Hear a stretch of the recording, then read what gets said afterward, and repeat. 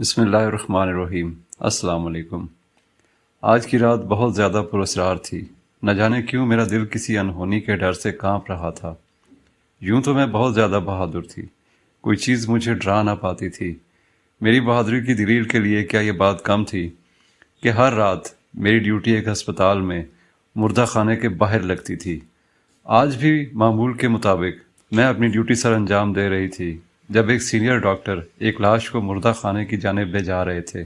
میں اسی لاش کو دیکھ رہی تھی۔ ڈاکٹر کے جانے کے بعد میں مردہ خانے میں چلی گئی۔ میں نے نئی آنے والی لاش کے اوپر سے سفید چادر ہٹا کر دیکھا تو ایک عورت کی لاش تھی۔ میں نے نبض ٹٹول کر دیکھا تو وہ بند تھی۔ میں ہر روز دسیوں لاشیں دیکھتی تھی، مگر میں ہر جذبے سے عاری ہو چکی تھی۔ ظاہری سی بات ہے، اب تو ہر روز لاش دیکھنا معمول کی بات تھی، مگر نہ جانے میرا دل اس عورت کو دیکھ کر دکھ کیوں گیا تھا۔ شاید اس لیے کہ وہ ایک لاوارث لاش تھی، یا کیا جو بھی تھا، مجھے اس عورت کے چہرے کو دیکھ کر لگا تھا کہ شاید وہ بہت مظلوم سی تھی۔ میں مردہ خانے سے باہر آ کر اپنی ڈیوٹی سر انجام دینے لگی تھی۔ کچھ ہی دیر گزری ہوگی جب ایک خوش لباس سا لڑکا ہسپتال میں داخل ہوا تھا۔ وہ میرے پاس آ کر بولا، الشبہ کہاں ہے؟ الشبہ اس عورت کا نام تھا جس کی لاش کچھ دیر قبل ہی مردہ خانے میں لائی گئی تھی۔ میں نے کہا کہ ڈاکٹرز اس کو بچا نہیں سکے تھے۔ میری بات سن کر وہ لڑکا زاروں قطار رونے لگا تھا۔ مار دیا؟ میری الشبہ کو ان لوگوں نے مار دیا؟ وہ روتے ہوئے بار بار یہی جملہ دہرا رہا تھا۔ میں نے پوچھا، کن لوگوں نے؟ تو وہ لڑکا بولا، الشبہ میری بیوی تھی، ہم دونوں نے گھر سے بھاگ کر شادی کی تھی۔ اس کے والدین بہت بڑے جاگیردار تھے، ان لوگوں کو یہ رشتہ منظور نہ تھا۔ وہ صلح کے بہانے میری بیوی کو واپس لے گئے اور اس کو زہر دے کر مار دیا۔ میں حیرت زدہ سی اس مرد کو دیکھ رہی تھی۔ اس کی آنکھوں کے آنسو اس کی صداقت کے گواہ تھے۔ میرا دل پسیج گیا تھا۔ وہ لڑکا میرے قدموں میں گر گیا اور بولا، اس کے والدین تو اس کو لاوارث لاش سمجھ کر چھوڑ گئے ہیں، لیکن میں اس کو یوں چھوڑ کر نہیں جاؤں گا۔ اس کی تدفین میں خود کراؤں گا۔ آپ مجھے یہ لاش لے جانے دیں۔ میں شش و پنج کا شکار تھی، لیکن میرا دل کہہ رہا تھا کہ جب شوہر موجود ہے تو پھر کیوں میں اس عورت کو لاوارثوں کی طرح دفن ہونے دوں۔ میں نے اس لڑکے کو تسلی دی اور خود ڈاکٹر کے کمرے میں چلی گئی۔ میں نے ڈاکٹر صاحب کو سارا ماجرا بتایا تو وہ بولے، ہاں ٹھیک ہے، لے جائے وہ لاش، ہم نے ایک لاوارث لاش رکھ کر کرنا بھی کیا ہے۔ پھر وہ میرے ساتھ باہر آئے اور اس لڑکے کے ساتھ بات کی۔ ہسپتال کے عملے کو باخبر کیے بغیر ہی انہوں نے یہ کام بہت رازداری سے کیا تھا۔ لڑکے کے جانے کے بعد ڈاکٹر صاحب میرے کان میں بولے، اپنی زبان بند رکھنا، اس راز کو راز ہی رہنے دینا۔ جتنے پیسے مانگو گی دوں گا، لیکن میں نہیں چاہتا کہ اس نیکی کے بدلے میرا ہسپتال یا میری جاب خطرے میں پڑے۔ مجھے بڑی حیرت ہوئی تھی۔ ایک طرف پیسوں کی ضرورت تھی تو دوسری طرف جوان جہان عورت۔ پیسوں پر میرا ضمیر نہ مانا تو میں بولی، ڈاکٹر صاحب اگر میں نے پیسے لے لیے تو اس نیکی کا اجر ضائع ہو جائے گا، اس عورت کا راز راز ہی رہے گا۔ ڈاکٹر صاحب مسکرا کر اپنے کمرے میں واپس چلے گئے تھے۔ اس واقعے کے بعد سب کچھ معمول کے مطابق چلتا رہا۔ میرا دل بھی اپنی نیکی کا سوچ کر کافی مطمئن تھا، مگر ایک دن گزر جانے کے بعد نہ جانے میرا دل کیوں گھبرانے لگا تھا۔ رہ رہ کر الشبہ کا وہ مظلوم سا چہرہ میری نگاہوں کے سامنے گھومتا رہتا تھا۔ اب مجھے احساس ہونے لگا تھا کہ کہیں مجھ سے کوئی غلطی تو نہیں ہو گئی۔ کیا وہ لڑکا سچ میں اس کا شوہر تھا یا پھر وہ کوئی ڈھونگی تھا؟ لوگ تو مردوں کے کفن تک چرا لیتے ہیں، وہ تو پھر جوان جہان عورت تھی۔ کیا پتہ وہ لڑکا اس کے گردے وغیرہ بیچ کر منافع کمانا چاہتا ہو۔ وہ لڑکی تو تھی بھی لاوارث۔ اس طرح تو اس کا کام بہت آسان ہو گیا ہوگا۔ میرا دل انجانے وسوسوں سے گھبرانے لگا تھا۔ میرا سکون حرام ہو چکا تھا۔ میں نے فیصلہ کر لیا تھا کہ میں اس لڑکے سے مل کر حقیقت کا پتہ ضرور لگاؤں گی۔ میرے پاس تو اس لڑکے کا کوئی اتا پتہ بھی نہیں تھا۔ مجھے اس لاش کی فکر چین نہیں لینے دیتی تھی۔ ایک دن میں نے فیصلہ کیا کہ میں اس لڑکے کا پتہ لگا کر ہی رہوں گی۔ اس فیصلے نے تو میری زندگی بدل کر رکھ دی تھی۔ ہوا یہ تھا کہ میں ڈاکٹر صاحب کے کمرے میں گئی۔ میں نے سیدھی بات کی تھی، ڈاکٹر صاحب آپ نے مجھ سے کہا تھا کہ میں ایک راز کو راز ہی رکھوں، تو آپ مجھے منہ مانگا انعام دیں گے۔ ڈاکٹر صاحب بولے، میں اب بھی اپنی بات پر قائم ہوں۔ میں نے ڈاکٹر صاحب کی بات سنی تو مجھے حوصلہ ہوا۔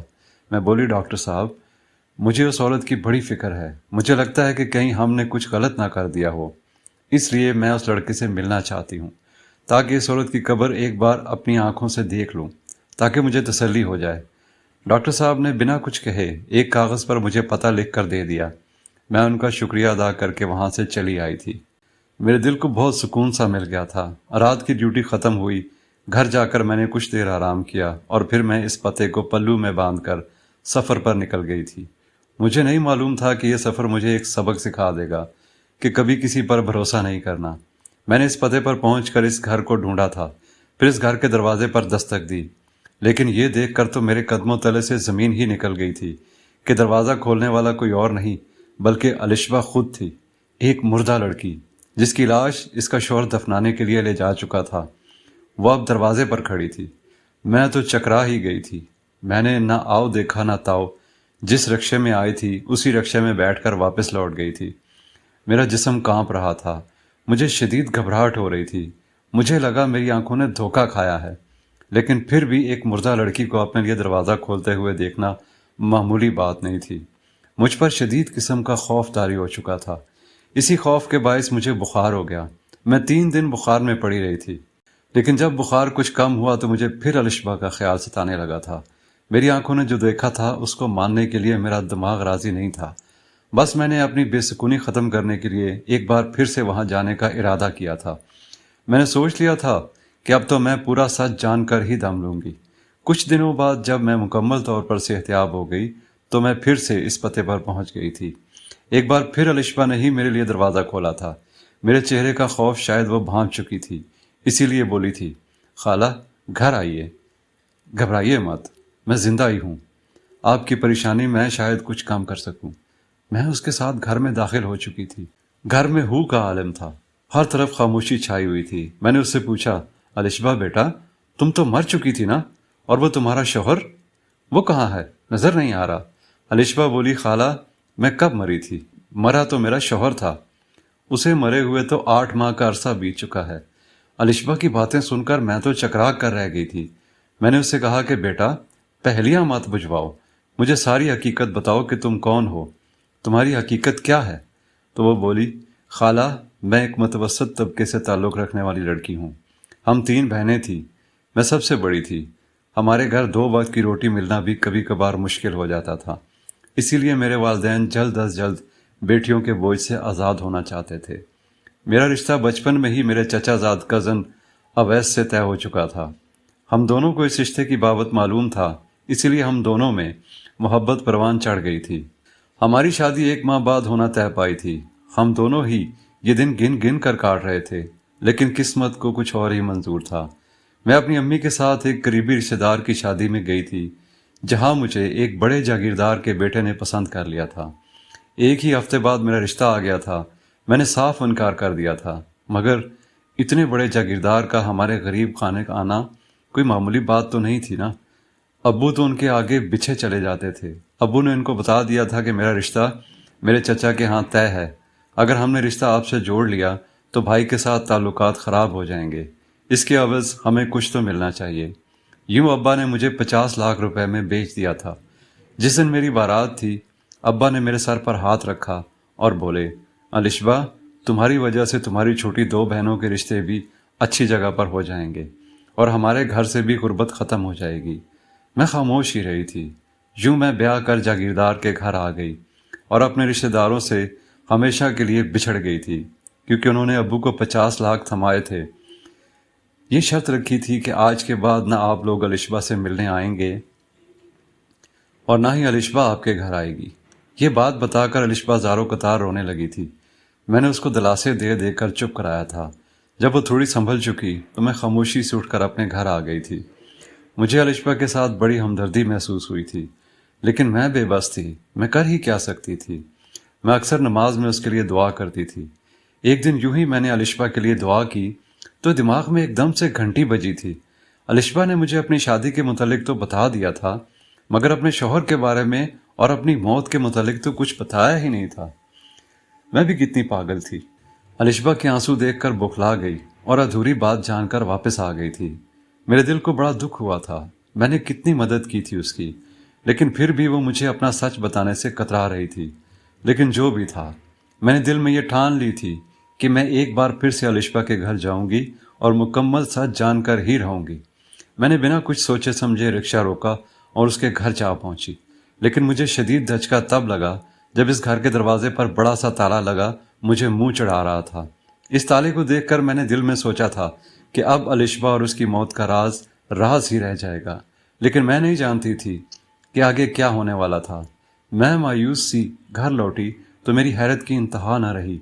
میرے گھر کے دروازے کے سامنے الشبا کھڑی تھی۔ میں نے دروازہ کھولا اور اسے اپنے ساتھ گھر لے آئی تھی۔ اس کو پانی پلا کر میں اس کے پاس ہی بیٹھ گئی تھی۔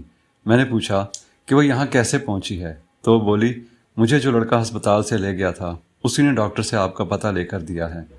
میں نے کہا یہ سب تو ٹھیک ہے، لیکن مجھے یہ بتاؤ کہ تم یہاں کیا کرنے آئی ہو؟ تو وہ بولی مجھے رہنے کے لیے ٹھکانہ چاہیے۔ میں نے ٹھکانہ دینے کی حامی بھر لی تھی۔ میں نے اس سے کہا تھا کہ اگر وہ بغیر چالاکی کے مجھے اپنی زندگی کی ساری داستان سنا دے گی تو میں اس کی کچھ مدد کر سکوں گی۔ وہ رونے لگی تھی۔ روتے ہوئے وہ اب اپنی زندگی کا خلاصہ مجھے بتانے لگی تھی۔ خالہ، میری شادی جاگیردار کے بیٹے سے ہو چکی تھی۔ میں نے کڑوا گھونٹ سمجھ کر پی لیا تھا اور اپنے شوہر کو دل و جان سے اپنا لیا تھا، لیکن قسمت نے میرے ساتھ وفا نہیں کی۔ میری شادی کو ابھی 1 ہفتہ ہی ہوا تھا کہ میرے شوہر دشمن کی گولی لگنے سے اس دار فانی سے کوچ کر چکے تھے۔ اب سسرال میرے لیے جیل بن چکا تھا۔ مجھے ہر کوئی منحوس کہتا تھا۔ لوگ کہتے کہ میں نے جاگیردار کے بیٹے کو کھا لیا ہے۔ میری ساس مجھ پر ظلم کرنے لگی تھی۔ مجھے گھر میں ملازمہ سے بھی کم درجہ دیا گیا تھا۔ اللہ اللہ اللہ اللہ کر کے میری عدت پوری ہوئی تو میرے والدین مجھے لینے آئے تھے، مگر جاگیردار صاحب نے انہیں بے عزت کر کے گھر سے نکال دیا تھا۔ وہ بولے کہ آپ لوگ تو اپنی بیٹی 50 لاکھ کے عوض بیچ چکے ہیں، اب یہاں کیا کرنے آئے ہیں؟ میرے والدین مایوس لوٹ گئے تھے۔ میری زندگی اس قید خانے میں دن بدن تنگ ہوتی جا رہی تھی۔ انہی دنوں میری ساس کو ہارٹ اٹیک آ گیا تھا، لیکن ان کی جان بچ گئی تھی۔ وہ ہسپتال میں ہی ایڈمٹ تھیں۔ انہوں نے فرمائش کی تھی کہ الشبا ہی ان کی خدمت کرے۔ یوں میں ڈرائیور کے ساتھ ہسپتال سے گھر اور گھر سے ہسپتال آتی جاتی رہتی تھی۔ ایک دن ڈرائیور بولا کہ مجھے پسند کرنے لگا ہے۔ مجھے اس کی بات شدید ناپسند آئی اور میں نے اس کو دھمکی دی تھی کہ اس کی ساری اصلیت میں جاگیردار صاحب کو بتا دوں گی۔ وہ بولا جاگیردار صاحب کو اگر تم کچھ بھی ایسا ویسا بتاؤ گی تو وہ تمہاری بات پر یقین نہیں کریں گے، الٹا تم پر ہی مزید سختی کر دی جائے گی۔ میں خاموش ہو گئی تھی۔ یوں وہ ڈرائیور مجھ سے اکثر اپنی محبت کا اظہار کرتا رہتا تھا، لیکن میں نے اس کے متعلق کبھی بھی نہیں سوچا تھا۔ لیکن اب حالات بدل چکے تھے۔ جاگیردار صاحب کا چھوٹا بیٹا مجھ پر میلی نظر رکھ کر بیٹھا تھا۔ جب مجھ پر اس کی نظر کی گندگی کا انکشاف ہوا تو مجھے لگا کہ میں تو بہت بری طرح پھنس چکی ہوں۔ ہر کوئی تو وہاں میرا دشمن تھا۔ مجھے واحد سہارا ڈرائیور ہی نظر آیا تھا۔ اس کے ساتھ نکاح کر کے کم از کم میری عزت تو محفوظ رہتی نا۔ یوں مجبوری کے تحت میں نے ڈرائیور سے کہہ دیا کہ اگر تم سچے ہو تو مجھے یہاں سے آزاد کرا لو، میں تمہاری ہو جاؤں گی۔ آگے جو کچھ بھی ہوا وہ آپ کے سامنے ہے۔ خالہ، وہ ڈرائیور مجھ سے وفا نہیں کر پایا۔ وہ مجھے آپ کے گھر کے دروازے کے سامنے ہمیشہ کے لیے چھوڑ گیا ہے۔ وہ ڈر گیا ہے کہ اگر جاگیردار صاحب کو معلوم ہو گیا کہ میں مری نہیں بلکہ زندہ ہوں تو اسے موت کے گھاٹ اتار دیں گے۔ الشبا مجھے یہ سب بتا کر رو پڑی تھی۔ اس کی آنکھوں میں بڑا درد سمویا ہوا تھا۔ وہ بس مجھے یہ سب ہی بتانا چاہتی تھی۔ اس کی موت کا راز اب بھی راز ہی تھا، مگر میں نے اس وقت اسے مزید کریدنا مناسب نہیں سمجھا تھا۔ میں نے اسے کھلے دل سے اپنے گھر میں بنا دے دی تھی۔ وہ میری بیٹی ہی بن گئی تھی۔ میں خود تو تنہا رہتی تھی، اسی لیے گھر کے کام بھی مجھے خود ہی کرنا پڑتے تھے۔ لیکن اب جب سے الشبا آئی تھی اس نے سارا گھر سنبھال رکھا تھا۔ وہ بہت اچھی تھی لیکن شدید سہمی ہوئی رہتی تھی۔ جب وہ کام کر رہی ہوتی اور میں اس کے پاس چلی جاتی تو وہ اچانک بوکھلا جاتی تھی۔ وہ اکثر کہتی تھی مجھے لگا شاید جاگیردارنی آ گئی ہے۔ اس کے ہاتھوں پر جاگیردارنی کے مظالم کے نشان تھے، بازو نیل سے بھرے پڑے تھے اور دل چھلنی چھلنی ہوا پڑا تھا۔ وہ کام کرتے ہوئے روتی رہتی تھی، ڈرتی بھی رہتی تھی۔ ابھی تو الشبا کو یہ معلوم نہیں تھا کہ میں اس سے چوری چھپ کے کسی سے رابطے میں تھی۔ اگر اسے یہ معلوم ہو جاتا تو وہ ڈر سے مر ہی جاتی۔ میں نے اس انسان کو بتا دیا تھا کہ الشبا زندہ ہے۔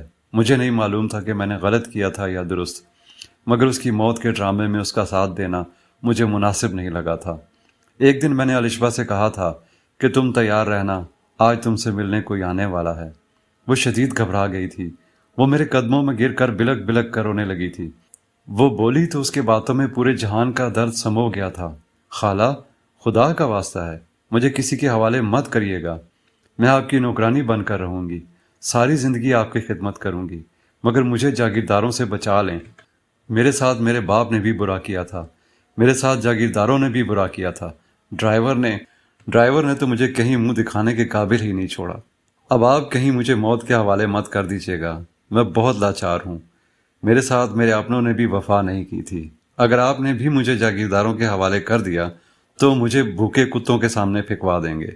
الشبا زاروں قطار رو رہی تھی، تب ہی دروازے پر دستک ہوئی تو وہ چھوٹے بچے کی طرح سہم کر مجھ سے لپٹ گئی تھی۔ میں نے اسے تسلی دی اور دروازہ کھول دیا۔ سامنے کھڑے شخص کو دیکھ کر الشبا مجھ سے لپٹ کر پھوٹ پھوٹ کر رو دی تھی۔ سامنے اویس کھڑا تھا، الشبا کے بچپن کا منگیتر۔ اویس کی بھی آنکھیں آنسوؤں سے بھری ہوئی تھی۔ وہ روتے ہوئے بولا، میں نے تم سے بہت محبت کی تھی الشبا، اسی لیے تو آج رب نے مجھے تم سے ملا دیا ہے۔ جب تایا جی نے تمہیں مجھ سے چھین کر کسی اور کو سونپ دیا تھا، تم تب بھی میرے دل میں تھی۔ پھر جب تمہاری موت کی خبر آئی تو دل نے اس خبر کو بھی جھٹلا دیا تھا۔ میرا دل جب تک دھڑکتا رہے گا، مجھے اس بات کا یقین رہے گا کہ تم زندہ ہو۔ الشبا اب بھی رو رہی تھی۔ اویس نے الشبا سے اس کی موت کی خبر کے متعلق پوچھا تو بولی، جاگیردارنی جی مجھے اپنے بیٹے کی مجرم سمجھتی تھی، وہ مجھ پر زندگی حرام کر دینا چاہتی تھی، وہ چاہتی تھی کہ ایک ایک لمحہ اذیت میں گزاروں، اسی لیے تو جب ابو مجھے لینے گئے تو انہوں نے صاف صاف انکار کر دیا تھا۔ ڈرائیور چونکہ مجھ سے شادی کرنا چاہتا تھا اس لیے اس نے یہ منصوبہ بنایا۔ اس منصوبے کے تحت اس نے مجھے نیند کی گولیاں دے ڈالی، میں بے ہوش ہو گئی تو اس نے گھر میں شور ڈال دیا کہ الشبا بی بی نے خودکشی کر لی ہے۔ پوری حویلی ہل کر رہ گئی تھی۔ جاگیردارنی جی کسی صورت نہیں چاہتی تھی کہ میں مروں، اس لیے انہوں نے مجھے ہسپتال بھجوا دیا۔ ڈرائیور نے اپنے ایک دوست ڈاکٹر سے پہلے ہی بات کر لی تھی، اس لیے اس نے بڑے جاگیردار کو بتایا تھا کہ الشبا انتقال کر چکی ہے۔ خودکشی کا کیس پولیس کیس ہوتا ہے اور آپ معزز لوگ ہیں، آپ یہاں سے چلے جائیں، ہم اس لاش کو لاوارث کہہ دیں گے اور خود ہی اس کی تدفین بھی کر دیں گے۔ جاگیردار صاحب نے ان کی بات مان لی اور یوں وہ مجھ سے جان چھڑا کر چلے گئے۔ خالہ، ڈرائیور نے آپ سے جھوٹ بولا تھا، وہ میرا شوہر نہیں تھا، نہ ہی ہم نے گھر سے بھاگ کر شادی کی تھی، وہ تو بس آپ کی ہمدردی بٹورنا چاہتا تھا۔ ڈاکٹر سے تو اس نے پہلے ہی بات کی ہوئی تھی، یوں وہ مجھے ایک کرائے کے مکان پر چھوڑ کر چلا گیا تھا۔ ہر روز 10 منٹ کے لیے آ کر وہ میری خیریت معلوم کر جاتا تھا، مگر پھر وہ مجھ سے نکاح کرنے والے وعدے پر قائم نہ رہ سکا اور مجھے آپ کے گھر چھوڑ کر فرار ہو گیا۔ اویس الشبا کی باتیں سن کر اسے تسلی دینے لگا تھا۔ پھر وہ میرے سامنے آ کر کھڑا ہو گیا اور بولا، خالہ کیا آپ اپنی بیٹی کا رشتہ مجھ سے کریں گی؟ میں مسکرا دی اور بولی، ہاں اویس بیٹا، میری الشبا آج سے تمہاری ہوئی۔ پھر میں نے اور اویس نے جھٹ پٹ مولوی صاحب کا انتظام کیا اور ان دونوں کا نکاح پڑھوا دیا۔ میں نے ان دونوں کو اپنے گھر میں پناہ دے رکھی تھی۔ اویس الشبا کو اپنے ساتھ نہیں لے جا سکتا تھا کیونکہ ہر طرف تو اس کی موت کی خبر پھیلی ہوئی تھی۔ یوں اللہ نے مجھے بڑھاپے کی عمر میں ایک بیٹا اور ایک بیٹی سے نواز دیا ہے۔ الشبا نے اپنی زندگی میں بہت دکھ دیکھے تھے، مگر اب وہ اویس کے ساتھ بہت خوش ہے۔ اس کو دیکھ کر میں بھی خوش ہو جاتی ہوں۔ اللہ کا شکر ہے کہ اس نے مجھے دو محبت کرنے والوں کو آپس میں ملوانے کا ذریعہ بنایا۔ تو دوستو، یہ تھی ہماری آج کی کہانی۔ کہانی پسند آئی ہو تو اسے لائک کیجئے، دوستوں کے ساتھ شیئر کیجئے، اور ہاں، ہمارے چینل کو سبسکرائب کرنا نہ بھولیے تاکہ آپ کو ہماری آنے والی نئی ویڈیوز مل سکیں۔ بہت شکریہ۔ اللہ حافظ۔